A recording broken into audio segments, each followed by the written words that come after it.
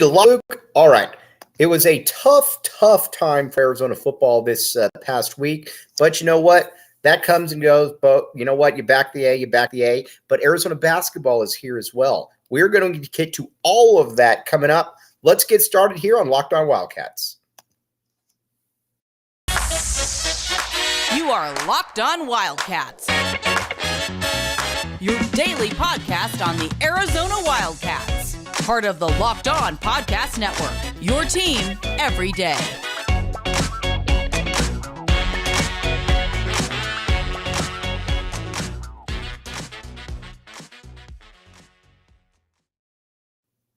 Thanks for keeping it Locked On Wildcats. I am your host, Mike Luke.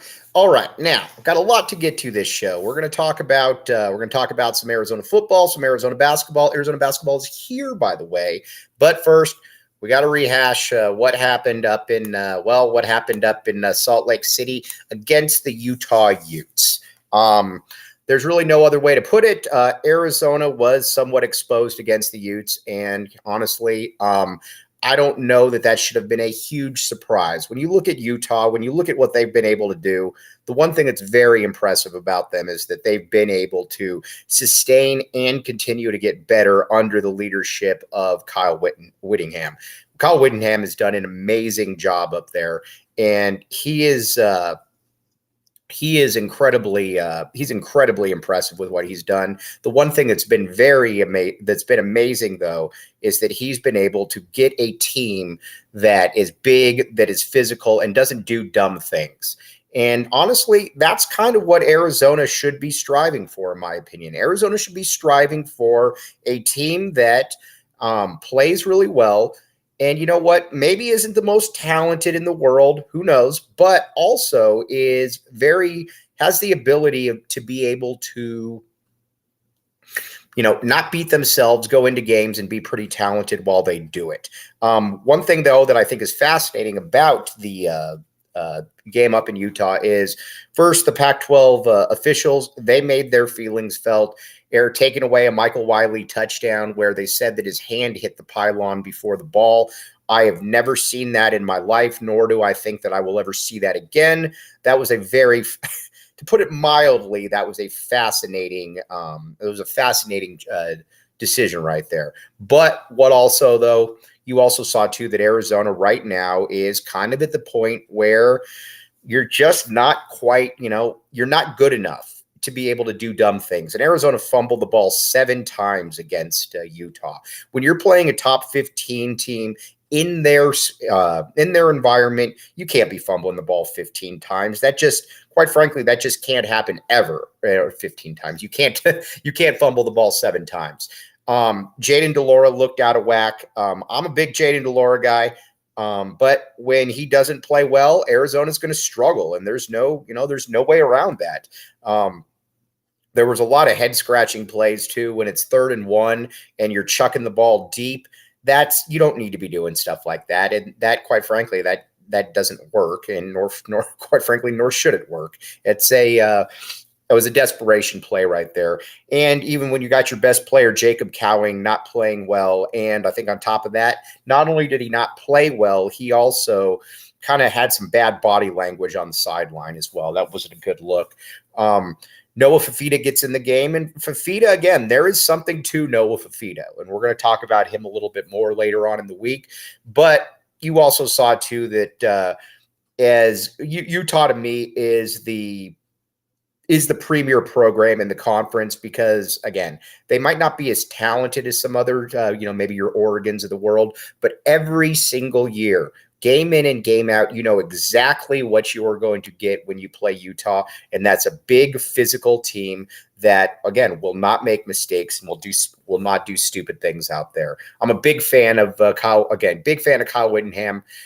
Now, what I do like about what Arizona is doing is that they are playing the young guys, especially on the defensive side. Put in Kungaika, put in Tayet. I'll put in all of those guys. Get Deuce Davis some run. Again, Ephesians Prysock, get those guys as well. Those are the guys that you want out there. Those are again, it's with all due respect to the upperclassmen, with the exception of Hunter Echols, there just isn't really a lot of.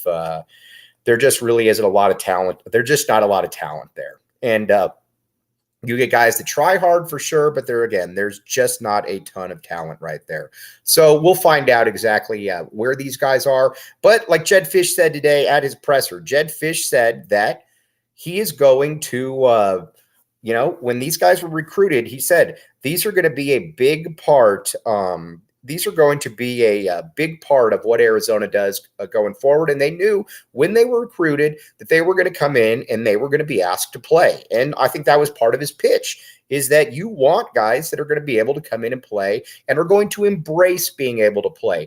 It was great seeing Speedy Luke back out there. Again, Fam, as he's affectionately known on this show. He, looked like the speed was all the way back. That's a very impressive thing. He's a speed demon, to put it mildly.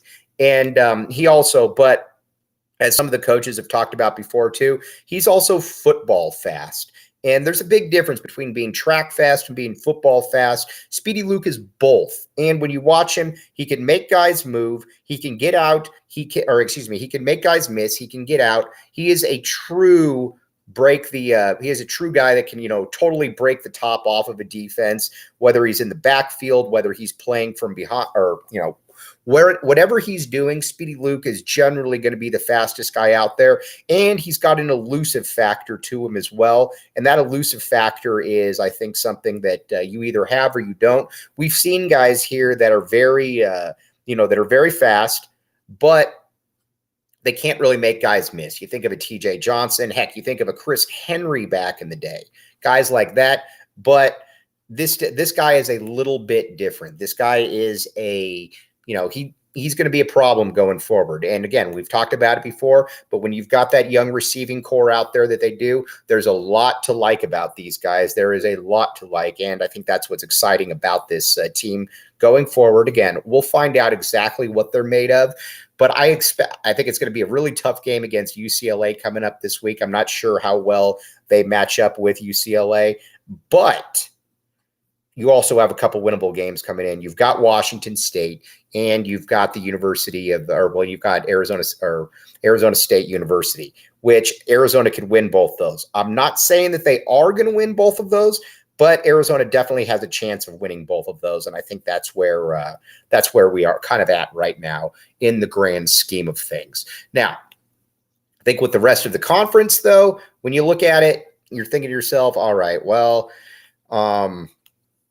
where does Arizona? Arizona's kind of in the bottom tier of the conference. I don't think there's any doubt about that, but it certainly is making a move in the right direction. The youth movement is there. I expect Arizona to be much better next year. Now, keep in mind as well, Arizona's in the middle of a brutal schedule where you got Oregon, then you got USC, then you've got Utah. Now you got UCLA coming up as well. And honestly, some of these teams you just don't match up well with, and Arizona definitely didn't match up well with Utah. Granted, it was there were turnovers galore and all of that, but at the same time too, this was also a situation where Arizona probably should have. Arizona they can't shoot themselves in the foot in the manner in which they have. And that happened in a big way. Can't let that one happen again. So we'll find out where Arizona really is in the grand scheme of things. But I'm also I'm an optimist when it comes to this. I believe next year Arizona is going to be significantly better. And, but you know what? You also need to enjoy the ride while we get there, because at the same time, Arizona also is a program that, again, Jedd Fisch inherited a broken program. I'm not breaking any news there. I'm not telling you anything that you don't already know. Jedd Fisch inherited a broken program. He's done a great job bringing talent in. This offseason is going to be huge for them. This offseason, you're going to have a whole, you're going to have a revamp of the entire defense. I don't think, I'm not really breaking any news right there, but but looking forward then, because we're going to do that, and again, we're going to preview a little bit Arizona basketball. Well, I'll tell you what, we're going to talk some Arizona basketball right now, because quite frankly, that's what makes everything go in Tucson. Let's talk a little bit Arizona basketball. You got Nichols tonight. Now, not to be mistaken with Nichols State. Many people are getting it confused with Nichols State. They don't go by that anymore. They go by Nichols. Nichols is an interesting team because they've got a lot of or not a lot of talent, but they've also got it's a group of guys out there that are they like to play fast, which is fun. And you know what? When you're going against a squad like the Tommy Gun, you want to have a fast team out there. And I'm hoping the Nicholls State comes in and says, you know what? We are not going to stop doing what we're doing. We are going to play against. We're going to do as good as we can, but we're going to play our style. We're going to get us ready for next week. It's going to get ready for later on in the season. Certainly, what I'm hoping for, right? Now, Courtney Ramey is out for this game, obviously. So Cedric Henderson is going to be in there. I think when it comes to this squad, Cedric Henderson is a player that Tommy Lloyd likes, and quite frankly, he should like. As we've talked about before, he played his best against some of the best teams out there. Duke last year, he put up 18 and 11. I'm curious to see how he fits in because honestly, I think he can be kind of a jack of all trades, to be honest with you. I think he can be that player that, you look at and you're like, okay, at the end of the game, he has 8 points. He has 6 rebounds. He has 4 assists. He has things like that. And I think that's kind of where we're going to be at right now. Now, when you look at the rest of the roster, Kirk Kriisa, I'd like to see him shoot better. We've talked about this before. We've talked about this before. One thing about Kirk Kriisa that I'd really like to see is him continue to impress, or him continue to get better. And I think one thing about it that we've also talked about is when it comes to Kerr, he's got to be able to shoot better. That's one thing about Arizona that I think is that's interesting. And, when we're going to continue to talk about it, when it comes to Kirk Kriisa, he's got to be able to shoot better. I do think with this squad, you can get away with it, but you can only get away with it to a certain extent. Now, all right, so that's kind of where we're at right now. One thing that I think with Arizona is, and I'll tell you what, why don't we get to the LinkedIn read right here? And again, LinkedIn is, we're going to talk a little bit of recruiting here. You've got a couple new guys out here for the University of Arizona. And first and foremost, when it comes to LinkedIn, well, we'll get to the read in a second, but this is brought to you by LinkedIn. Jamari Phillips, guy out of California, top 30 kid. Tommy Lloyd loves him. Tommy Lloyd is a big fan of him. Offered him 2024 class is going to be very, very big for everybody. And we've already talked about Carter Bryant.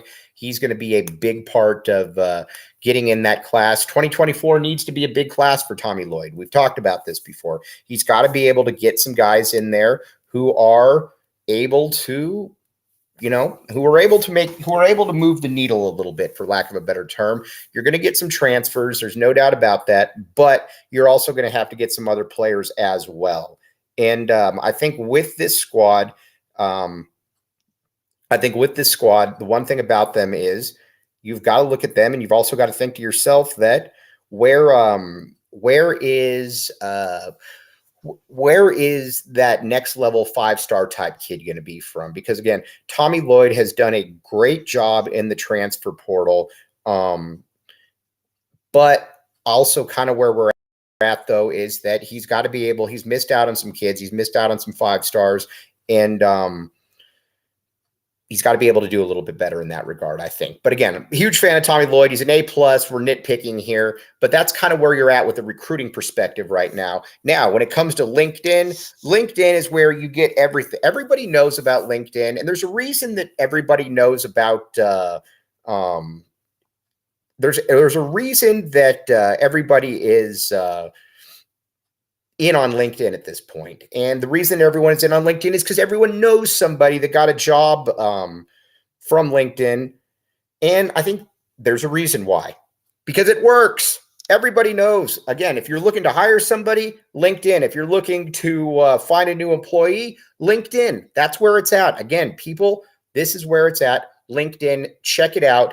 Again, you can get the applicants you need for free. This has been sponsored by LinkedIn, linkedin.com. Again, /LinkedIn College. Post your job for free. Check it out. All right, we're going to be right back with you, and we're going to talk about where exactly Arizona should be against Nicholls State.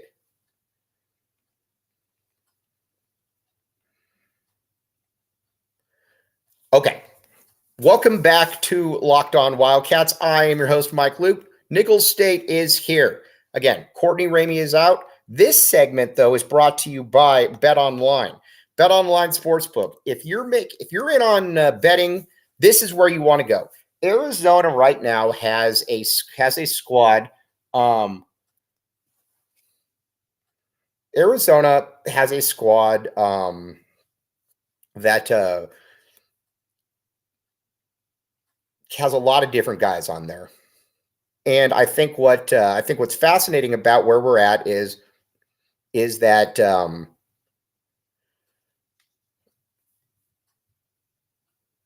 where we're at right now, I think, is that you're at we're kind of at a point right now with Arizona where you're going to play some good ball again, and this is brought to you by BetOnline Sportsbook. 25.5 point spread. I expect Arizona to be able to cover this spread, because I think Nicholls State is going to be able to do Nicholls State is going to play what they want to do, or going to play their style, and I think that feeds right into what Arizona wants to do. I would go with the cover right there. And if you go with the cover, I think that that's BetOnline Sportsbook is the place to do it, because again, BetOnline has been around forever and it's easy. People go into these things and they get nervous about it because, well, it's not easy to navigate, whatever the case may be. BetOnline Sportsbook is fantastic. And again, it's easy to navigate. I think Arizona is going to cover this. I think it's going to be I think it's going to be about a 30-point win, something like that. And with Arizona, you've got to be able to run. This is going to be a great opportunity to run. But the one thing about it, though, is that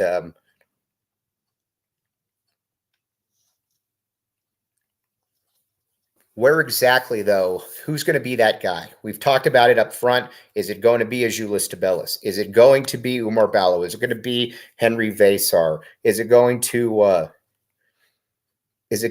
be, who is it going to be up there? Who's going to dominate? Because on the glass, the four peaks, as we're calling them, have to be able to dominate in these type of games. And this is a good opening set. Again, it's not feast week. It's not playing, your great teams. But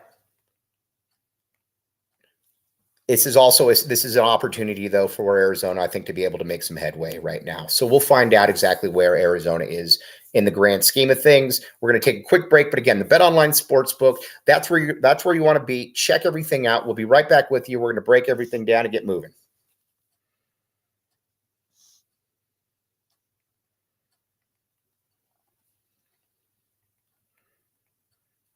Welcome back to Locked On Wildcats. I'm your host, Mike Luke.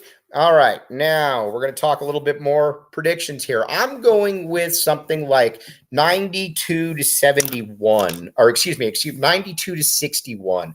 I think that we're at the point now with Arizona where you know what you're watching, and right now this is a team that I think is going to embrace getting up and down. Kirk Kriisa, Pelle Larsson, Julius Tabellis, all of them, I think, are going to embrace the grind right here. And again, I expect Nicholls, not Nicholls State, to be able to do some really good things as well out there as far as pushing Arizona, getting the tempo. So again, I'm going 92-61. All right, we're going to be back with you tomorrow again. As you know, on Locked On, we are on every single day. We are in the middle of basketball. We are in the middle of football. We're going to be back with you tomorrow, looking ahead a little bit to Arizona football and looking ahead a little bit to Arizona basketball as well. But as always, really appreciate everybody out there. We'll talk to you tomorrow. You have been listening to Locked On Wildcats. Have a great rest of your